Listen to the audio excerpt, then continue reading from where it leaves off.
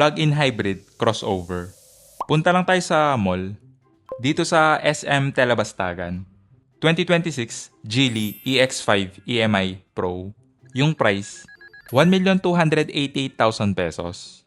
Nakaseparate yung turn signal at daytime running light. LED yung headlamps. Wala nga lang fog light, pero may air vent naman for aerodynamics. Maganda yung design ng front fascia, modern and minimalist. Walang front camera, pero may provision naman kung gusto nyong maglagay ng aftermarket. Body color yung side mirror cover. Walang camera. Wala ring blind spot monitor. 18-inch alloy wheels. Naka-disc brake sa front and rear. Medyo mababa nga lang yung ground clearance para sa ganitong crossover. May keyless or smart entry button. Check natin yung interior. Black perforated leather seats. Manual seat adjustment sa driver. Same sa front passenger. Sa door panel, soft touch. Soft leather naman sa armrest. Power window switch na automatic. Maganda yung feel ng switch, premium and solid.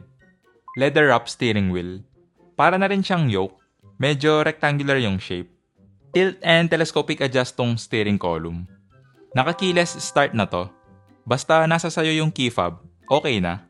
Full screen na yung instrument cluster. Pagdating sa visibility, okay naman, sakto lang yung ride height. Kitang-kita pa rin yung hood. Hindi rin sobrang kapal ng A-pillar, kaya less blind spot. 15.4-inch infotainment screen. Maganda yung display quality, hindi siya yung washout. Dual zone climate control. May physical button or switch pa rin para sa climate control. May volume knob din. Phone holder lang to, hindi siya wireless charging pad. May 2 USB port at 12-volt socket.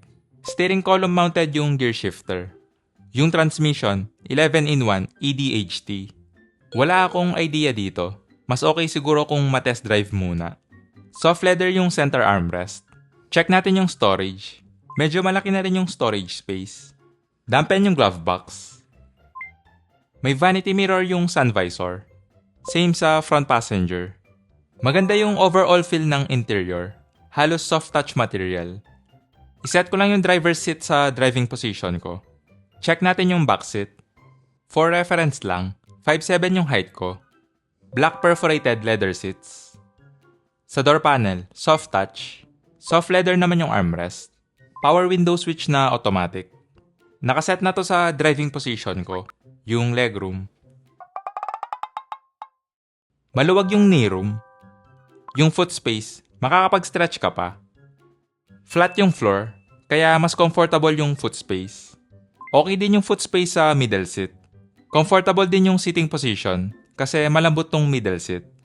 May AC vent at 2 USB port. Yung headroom, nasa 6 to 7 inches pa. Okay naman yung seating position, hindi siya upright or 90 degrees. Check natin yung cargo space. Maganda yung design ng rear end, modern and clean look. Full LED yung taillight with light bar.